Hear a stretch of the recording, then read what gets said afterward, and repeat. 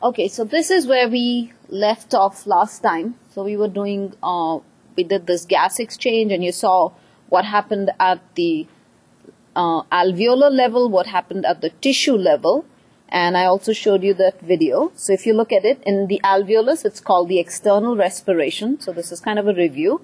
So the carbon dioxide, the partial pressure of carbon dioxide is more in these pulmonary capillaries, whereas the partial pressure of oxygen is more in the alveolus. So that's why you can see the direction of where the air is, where the oxygen is going into the blood vessel, carbon dioxide is going from the blood vessel into the alveolus. And then when you come to the tissue level, it changes. So the partial pressure of oxygen now is more in the capillaries, less in the tissues, carbon dioxide more in the tissues, and hence the flow is the other way, okay? So let's look at a few questions up here.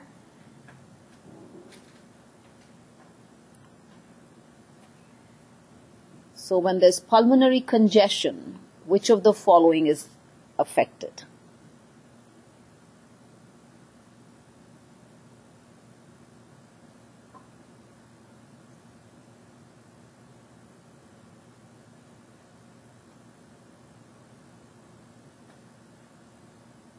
And remember where the pulmonary capillaries were. So accordingly, think of what would be affected.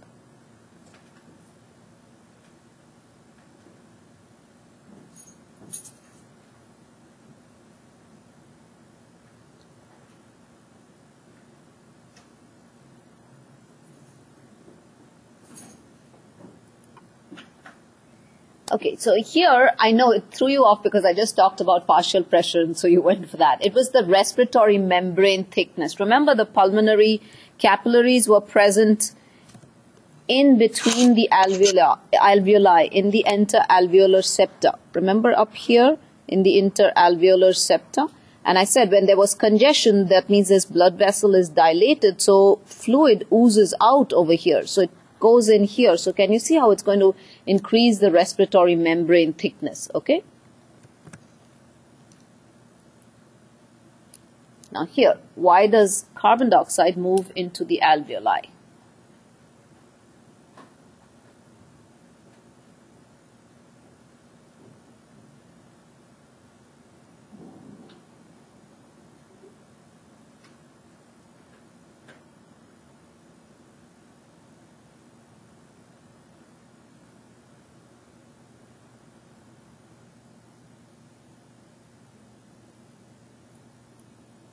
Very good. Yes.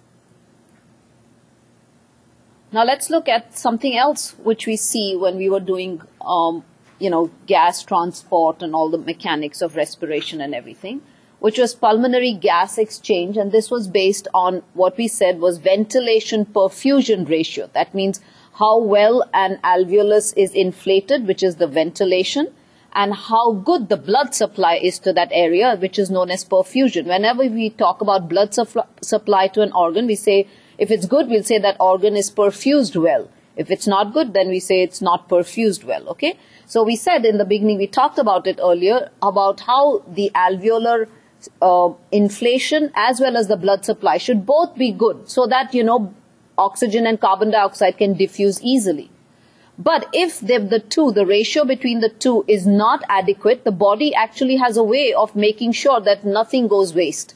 So let's look at this situation where there is, here it says there is a mismatch. So ventilation is less than perfusion. That means the alveolus is not well ventilated. That means for some reason it's not inflating enough. But the blood supply to this area is good. Okay? So what happens if the alveolus is not well ventilated? That means it has less oxygen in it, and it'll have more carbon dioxide because it couldn't get rid of that carbon dioxide that it got earlier, right? So there would be more carbon dioxide and less oxygen. But now the blood vessels coming to that area are hungry to do gas exchange. So there's a good blood supply, but there's a mismatch. So what happens? The body decides there's no point having such a good blood supply to this area because not much gas exchange can happen. So let's do one thing. Let's constrict the blood vessels here and instead divert the blood supply to another area where the alveoli are better inflated, right? Makes sense? Think of it this way, and I gave you this example earlier. Think of it as, imagine you had a narrow road and a narrow highway, and you had another broad highway. So the narrow highway is like a not well ventilated alveolus, and you have traffic. So would you like to send more traffic towards the highway which is narrow, or would you like to send more traffic towards the highway which is wider, and both go to the same place? There's no point sending more traffic to the narrow highway. What will happen? Because you're not going to achieve your object, right? On the other hand, if you send more traffic towards a wide highway, you can get all of the traffic across sooner. So the body does the same thing. What's the point of having so much blood supply to this area when this alveolus is not going to do its job? So what it does is it constricts the blood vessels. So less blood goes to that area. So that area gets only that much blood, which is the ratio between the ventilation and perfusion is adequate. So gas exchange will occur there. And it diverts the blood to the highway which is broader. In other words, to alveoli which are well ventilated.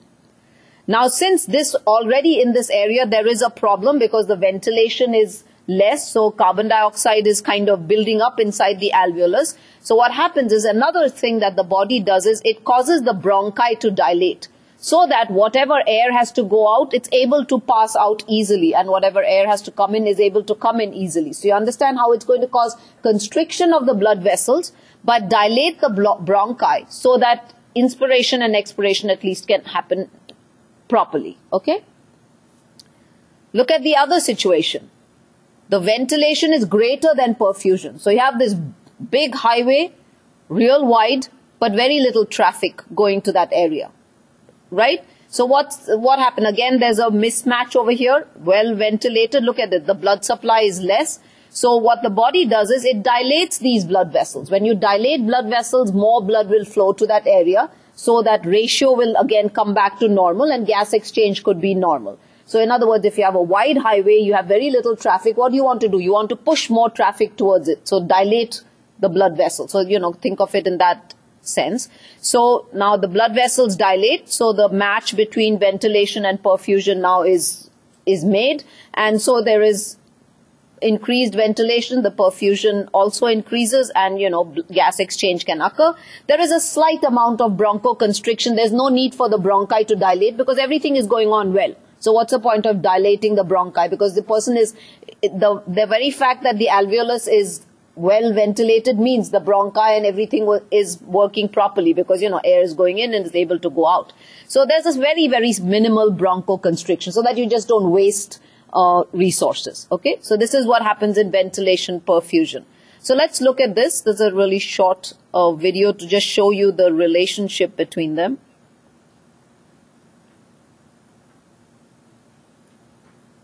When I say Xerox, chances are you don't think of insurance claims, as in the 900 million health insurance claims we process each.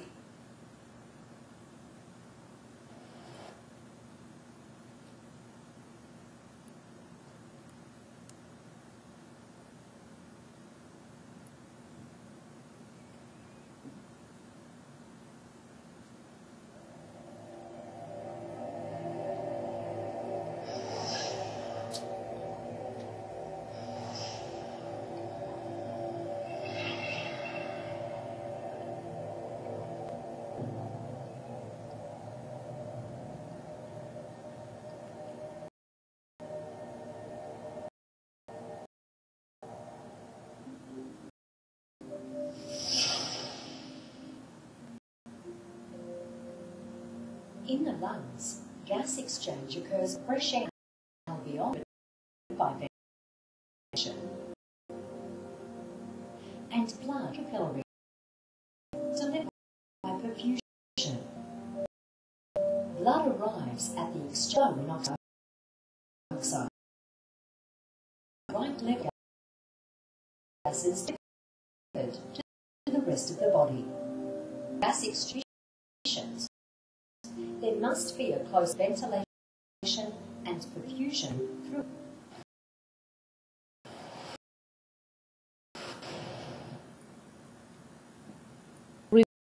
Review this.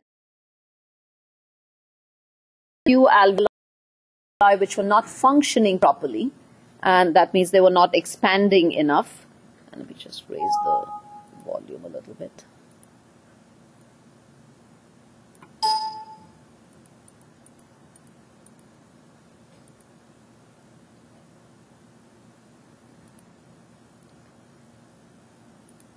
Okay, let's re-poll the question. So they were not expanding enough. What would be the most logical way for the body to react?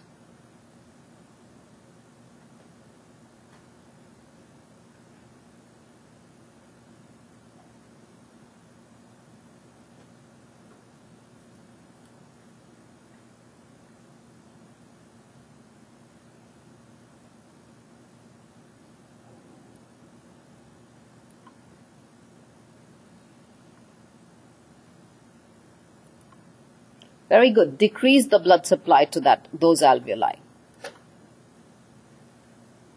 Now let's look, we talked of gas exchange, so now let's see how gas is actually transported to the tissues and from the tissues.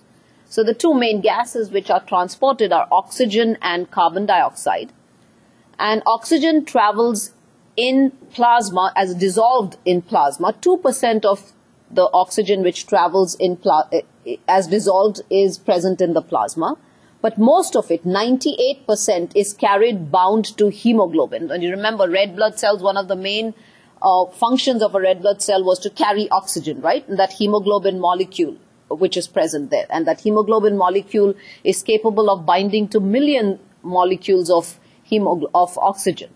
When it binds to hemoglobin, that combination is known as oxyhemoglobin. At the tissue level, this oxyhemoglobin, what it does is it gives up its oxygen to the tissues and will take up carbon dioxide, where you'll see that it will actually take up a hydrogen ion, and then it will be called reduced hemoglobin. Okay? Carbon dioxide, on the other hand, it also goes in different ways. One is it is dissolved in plasma, but 10%, instead of like oxygen, 10% is dissolved, because remember, the solubility of carbon dioxide is much more than oxygen. So carbon dioxide of CO2 is greater than that of oxygen. That's why you have 10% which is which is dissolved in plasma. 20% binds to hemoglobin, where it's known as carb-aminohemoglobin. But the majority of carbon dioxide goes as bicarbonate ions in plasma. And you'll see how it will go as bicarbonate ions. So 70% goes as bicarbonate ions in plasma. So let's take a look at these two.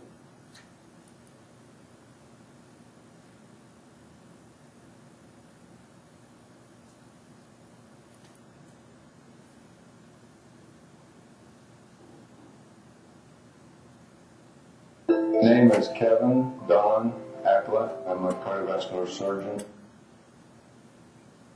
All cells need oxygen. It is necessary to and to carry various activities.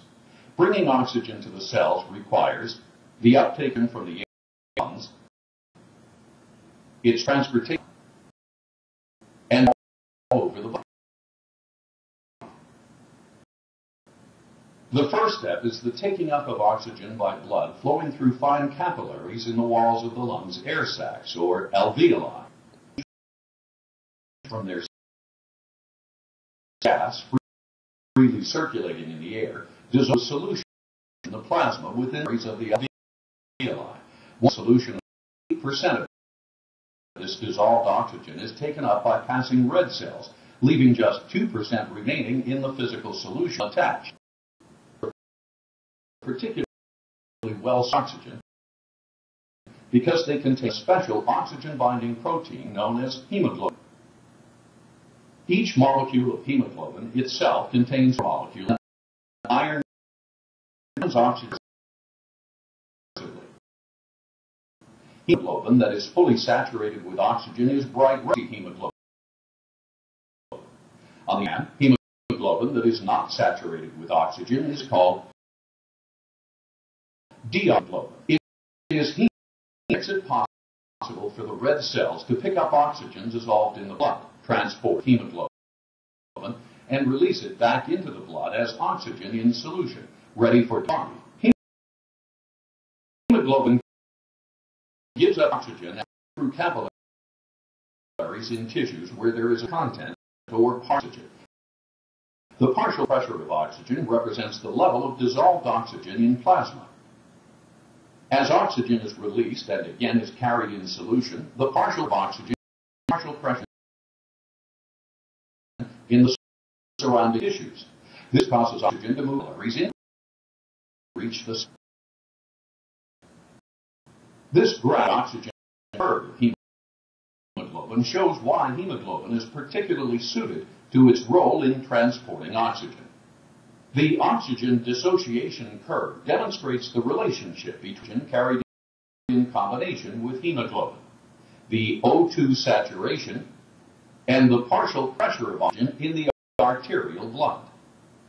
The shock and the flat plateau illustrate how oxygen is released to the tissue range of. Its shape means that although the pressure of oxygen in the blood returning from the lungs and being pumped may be reduced to only 50% of the normal value, say due to lung disease or high altitude, hemoglobin will still be 5% saturated with oxygen.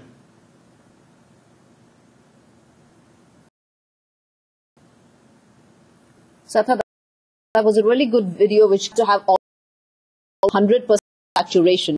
You know, even when you go up to a high altitude, you know, your blood still is saturated enough to give your tissues what they need.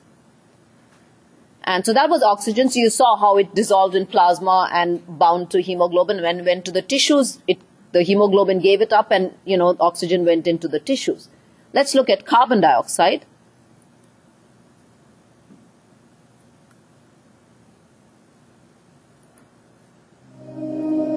From tissues, carbon dioxide diffuses into blood, where a small amount of it dissolves.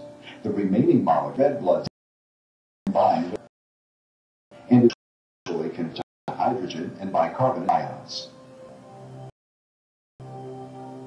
An enzyme found only inside red blood cells speeds up the reaction 250 times. The ions formed during this reaction can dissolve more easily than carbon dioxide itself. These make it possible to transport large amounts of the gas in this bicarbonate form. At the lung, the bicarbonate reaction first.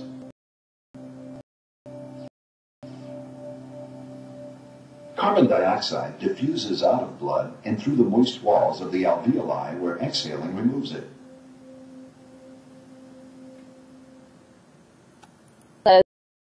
As he mentioned, more it went as carbonate, something called hydrase. You just see. And some of it went dissolved in plasma. He didn't mention, but some of it goes bound to hemoglobin. Okay, so let's take a look at this at the tissue and at the alveolar level. So let's look at the tissue level. So here is the blood which is coming to the tissues. Okay, so this blood is rich in oxygen. So here you can see, let's look at this. So here is the blood rich in oxygen. So hemoglobin bound to oxygen. It's coming to the tissues. So what happens at the tissues, the partial pressure of oxygen is less on this side. It's more in the blood, right? Correct? So this hemoglobin bound to oxygen, it gives up its oxygen. So it becomes hemoglobin is free.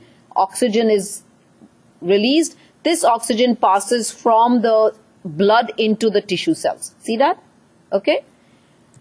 And that's because, as you yourself told me a little earlier, the partial pressure of oxygen is greater here in the blood.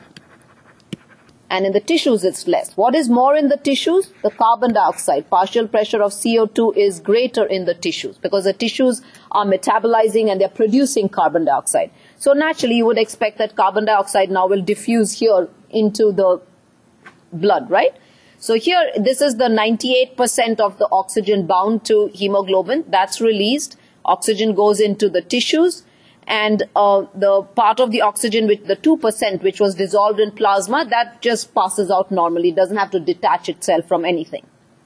Here, the carbon dioxide, which is produced by the tissue cells, they now get into the blood. So they get into the venous system. Of this, 10% of the carbon dioxide goes dissolved in plasma. 20% the carbon dioxide gets in, it finds this hemoglobin. So you saw this hemoglobin was kind of left free. So it finds this hemoglobin, it combines with that hemoglobin and it forms what is known as carb-amino-hemoglobin. Okay? So it doesn't combine with all of the hemoglobin because remember here 98% was bound. So some of the hemoglobin would still be free. So just wait and see what I tell you about the other part of the hemoglobin. So some of the hemoglobin binds to carbon, this free hemoglobin, some of it binds to carbon dioxide to form carb-amino-hemoglobin. And then the carbon dioxide, you can see most of the carbon dioxide gets into the plasma and into the red cell. In both situations, you can see the carbon dioxide will react with water because remember, plasma has water in it, isn't it? Most 55% of plasma is water. When the two react, they form a weak acid, which is known as this H2CO3 is known as carbonic acid. It's a weak acid and it immediately dissociates. It breaks up into bicarbonate ions and hydrogen ions. So it breaks up into bicarbonate and hydrogen ions. You can never leave hydrogen ions free. You don't want them floating free. Why? Pardon?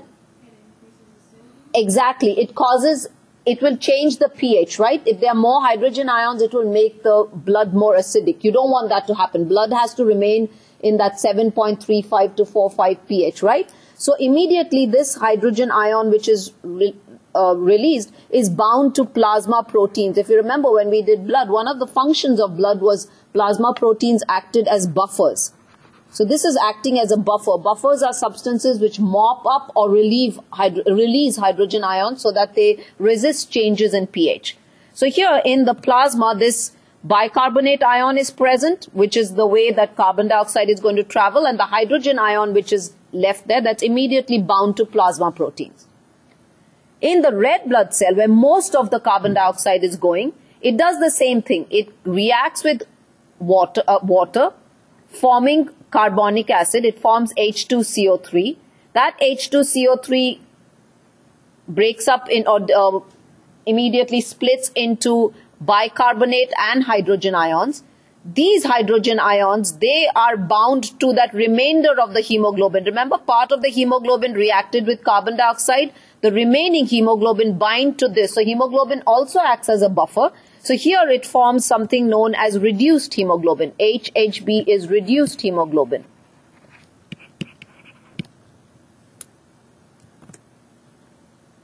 This bicarbonate which is present inside the red blood cell, what it does is it diffuses out and it goes into the plasma. So you can see how in the plasma finally you have the most of CO2 traveling as bicarbonate ions. You had this which was formed in the plasma. You have this which is formed in the red blood cell, but then it moves out into the plasma. So here again you have it in the when it moves out, chloride ions move in because a negative charge goes out and negative comes in. So here you have 70% of the carbon dioxide traveling in the plasma as bicarbonate ions. Okay? I want you to see this. Here in the tissues, the reaction is slow. Whereas look at it in the red blood cell, and he mentioned that in the red blood cell it's fast because of the presence of an enzyme here in the red blood cell. So that's why this reaction occurs much faster, which is why you can see this arrow is much thicker because more of carbon dioxide enters the red blood cell to be converted to carbonic acid and finally bicarbonate and hydrogen ions. Okay?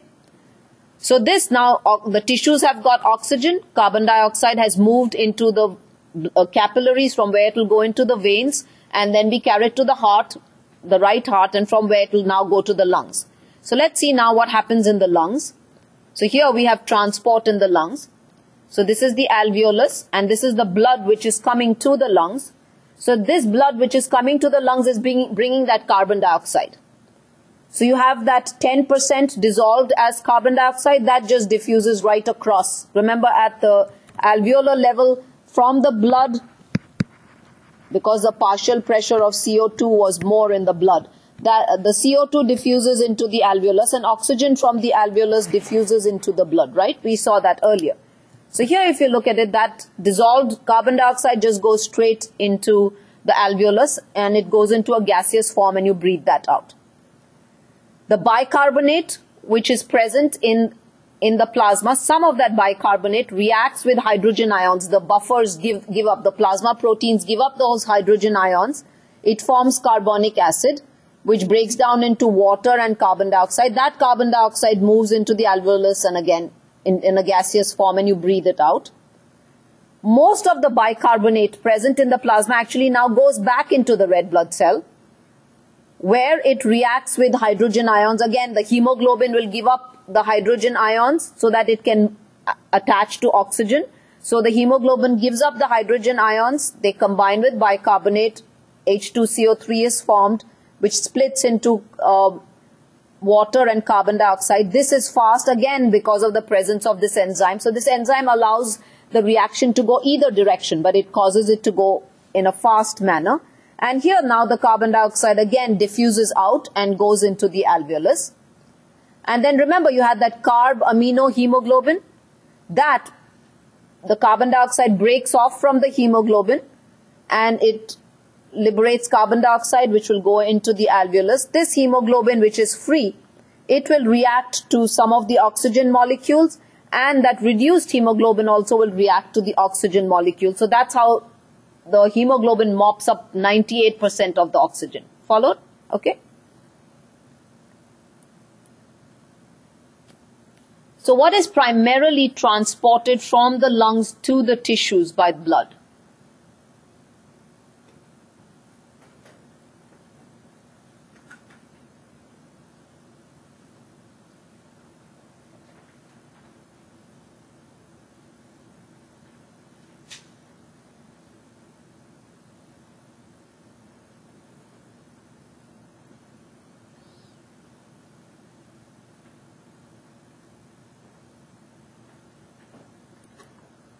Oxygen, very good. And what is transported from the tissues to the lungs by blood, primarily?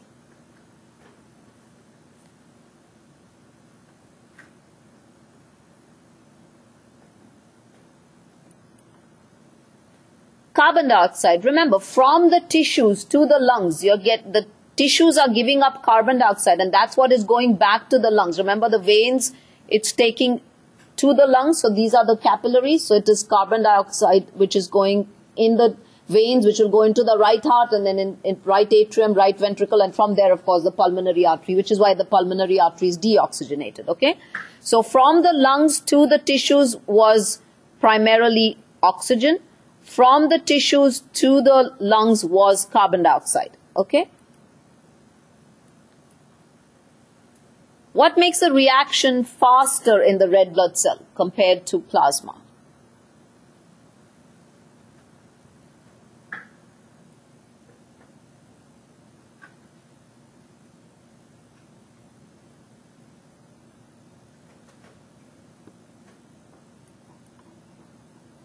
Okay, it was the enzyme carbonic anhydrase, which is why I wanted you all to look at this image really well. So the reaction is sped up because of the presence of an enzyme, which is what enzymes do. See this? Carbonic anhydrase. See, this is only present here in the red blood cell. That's why it says fast. Notice here, it says slow. If you look here again, this was in the lungs. And look here again, in the tissues. See this reaction is slow, and here it is fast because of the presence of this enzyme. It's the enzyme which speeds up this reaction, okay? It's only present in the red cell, not in the plasma.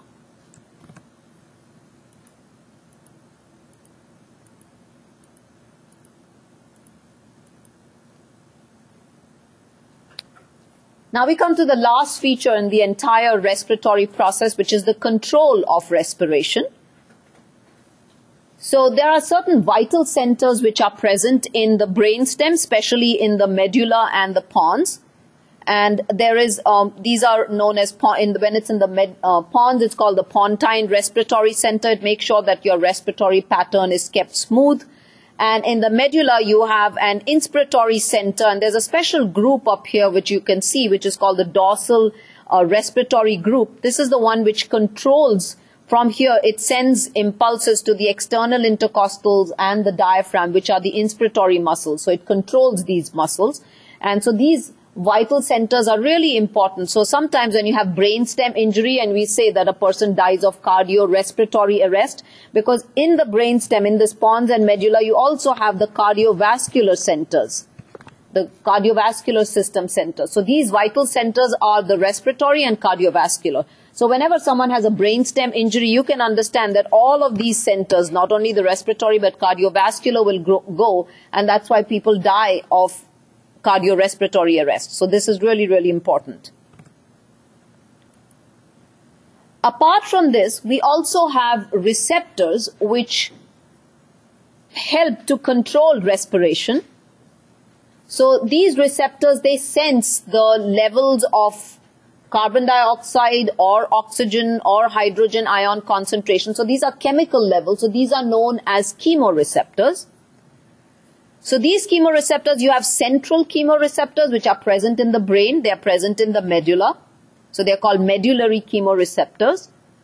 And they respond to either high levels of carbon dioxide or increased levels of hydrogen ion concentration. So either high levels of carbon dioxide or high levels of hydrogen ion concentration. If these levels are high, what will they do? They want to flush the body out, right? So they will make the person hyperventilate, and so that the carbon dioxide can be flushed out, and automatically a hydrogen ion concentration will come down. If your carbon dioxide levels are low and your hydrogen ion levels are low, then these don't stimulate hyperventilation. So they are relaxed at that time. So these are the central chemoreceptors. We also have peripheral chemoreceptors. These are present in relation to the arteries. So they are present in the aorta and the carotid. They are called aortic and carotid bodies. So here, where the common carotid artery divides into internal and external, at this point is known as the carotid body. And in the arch of the aorta over here, this is called the aortic body. So they are in the periphery. So that's why they are known as peripheral chemoreceptors. And they respond to not only the carbon dioxide and the hydrogen ion levels, but they also respond to oxygen levels.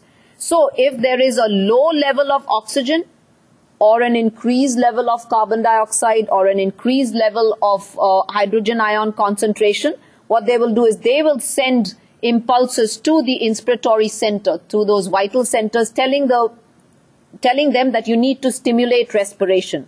Because if there's low oxygen, means a person must do something to get more oxygen. Or if there's more carbon dioxide, the person must do something to get rid of the carbon dioxide. And more carbon dioxide means there's more hydrogen ion concentration. Because if you look at this reaction, carbon dioxide reacts with water, and you saw how it formed carbonic acid, which gave rise to bicarbonate and hydrogen ions, right? If more of this is produced, can you understand more of this will finally be produced, isn't it? So you might run out of buffers to mop them up. So that's how your hydrogen ion concentration would increase. So if you did something whereby you increased your rate of respiration, you kind of were breathing more rapidly and pushed out more of the carbon dioxide, this will come down, which means this will come down. You get that? Okay? So these peripheral chemoreceptors, they react to decreased oxygen levels. So think of it, if your oxygen level is low, what does your body do? It's starved of oxygen. It wants to breathe more, take in more oxygen. So you will breathe more rapidly, more often, and more deeply so that you can take in more oxygen. So decreased oxygen or increased carbon dioxide or increased hydrogen ion levels, whereas the central only respond to the carbon dioxide and hydrogen ion levels. Carbon dioxide is said to be the most powerful respiratory stimulant, and I'll tell you in a minute why when people go into panic attacks, why we tell them to actually breathe into a brown paper bag. So let's look at some other things which act on the respiratory center. So there are certain things, pain and emotional stimuli, they act through the hypothalamus. And it says plus minus because this is a very individual variation. There are some people who are in severe pain begin to hyperventilate, or, they have some emotional stress, they begin to hyperventilate. Some people just stop breathing. So, it can kind of react anyway. But other things like this, So if there are certain irritants, for example, in your bronchi or your lungs, or there are stretch receptors in the lungs which do not, the reason why your lungs you cannot keep on breathing, keep on inspiring for as long as you want is because the alveoli can only stretch so much. If you allow them to stretch irrationally, what will happen? They will rupture, isn't it? So there is a reflex in your lungs whereby overstretch is prevented. The moment the alveoli are inflated to an optimal degree, they stop inflating and impulse goes back to these vital centers where it is inhibited. So inspiration is inhibited and expiration automatically occurs. You understand? So this actually is known as the Herring-Brewer reflex. Similarly, if there are irritants which are present in your lungs or in your bronchi, you do not want to be inhaling too much at that time, right? These irritants also suppress respiration, so you're able to cough and push that thing out. Now let's look at one thing, how this carbon dioxide levels are the most powerful respiratory stimulant. And sometimes people, when they go into a panic attack, they tend to hyperventilate, right? They keep on hyperventilating. And what do? If you hyperventilate, what will happen? You will push out all the carbon dioxide. And then you'll stop breathing. You'll go into a state known as apnea, where is cessation of breathing. Because there's no carbon dioxide, so nothing to stimulate the respiratory system. So they just stop. They take a deep breath and they just stop like that. So quite often what does someone do? Either give them a slap or something, or they tell them breathe into a brown paper bag, right? So the reason they tell them to breathe into a brown paper bag is because of this principle of carbon dioxide being a powerful respiratory stimulant. So imagine this. So here's this person. And here's this brown paper bag, right? So you tell them to breathe out into the brown paper bag, and then they breathe in that same air. So what happens when they breathe out into the brown paper bag? Can you understand? They're going to breathe out carbon dioxide. So their expired air is containing carbon dioxide. But they are breathing in that same air. So they are breathing in carbon dioxide. And then that stimulates the respiratory center, and that's how you prevent that apnea from occurring. So your expired air becomes your inspired air. So you're pushing back carbon dioxide into your body, and it will stimulate the respiratory center, and that's how you prevent them from going into that absolute cessation of breathing. This is also the reason why previously, very long ago, they don't do it anymore, swimmers, when they used to be swimming, what they would do is they would take many deep breaths, thinking they are filling their lungs with oxygen. But when they breathe rapidly and take in a lot of oxygen, they're also flushing out the carbon dioxide. So when they go into water, because carbon dioxide is totally flushed out, they don't have any stimulus to respiration. So they can actually underwater go into a state where they stop breathing, which is not safe. So that's why now what they do, all they do is they just take a few deep breaths, fill their lungs with air, and then go in. And then they have to continue to breathe when they are there. Understand? Okay, so you don't want to totally flush your lungs out of carbon dioxide, because if you keep breathing in rapidly, you're also flushing your lungs out of the carbon dioxide. And you never want to do that, because it's a very, very powerful respiratory stimulant. Here are some adjustments the body makes. Let's look at a couple of them. First one is exercise. You all know if you exercise, if you are running, what happens? You tend to breathe more rapidly and breathe in more deeply. You want to breathe in more deeply, preferably, than just more rapidly, because it's exactly like the heart. Remember, if it was a very rapid heart rate, what happened? The stroke volume was very minimal. So if you breathe very rapidly, then your air that is going, you're not inflating all the alveoli, right? So you're not going to have too much surface area where gas exchange can occur. Whereas if you breathe in deeply, then what happens? You're inflating more alveoli, so you'll have more gas, the ventilation will be better, the perfusion will be good, and you'd have better gas exchange.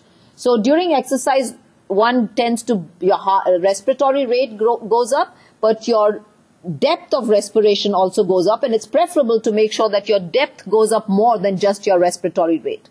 And the reason it does this is that when you are exercising, your tissues are metabolizing. So they're producing more carbon dioxide. They're also using up more oxygen. So can you see how it's going to stimulate your carbon dioxide by itself is a powerful stimulant?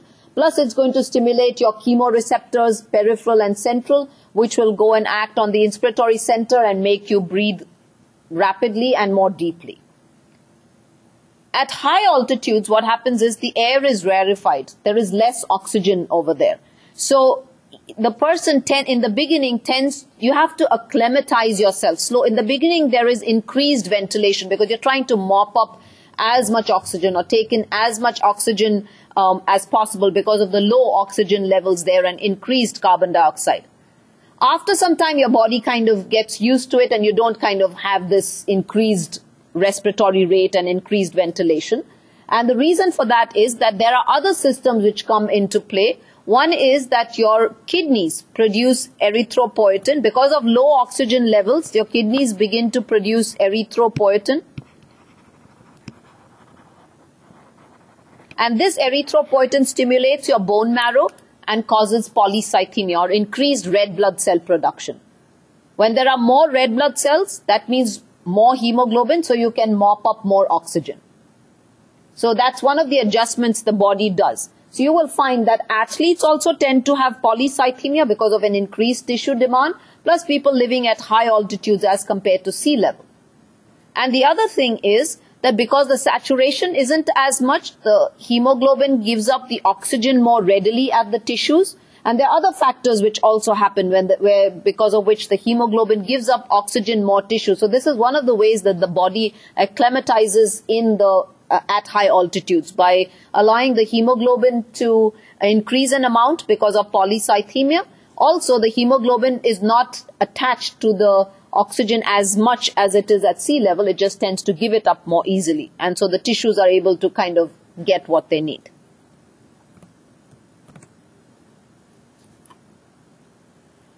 Okay, let's answer this question. Why is it not possible to hold your breath indefinitely?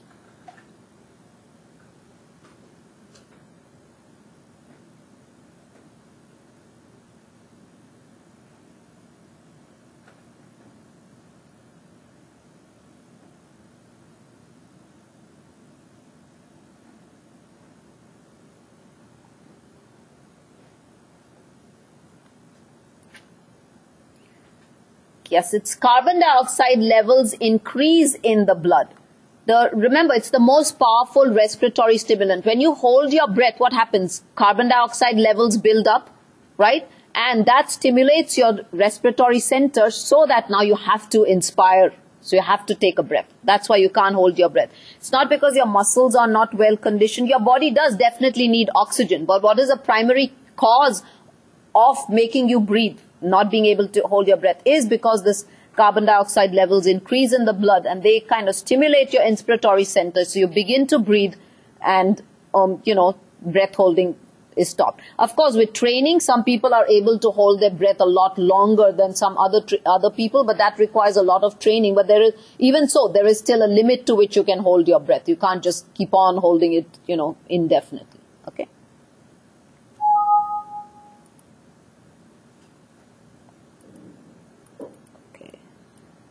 I think that was the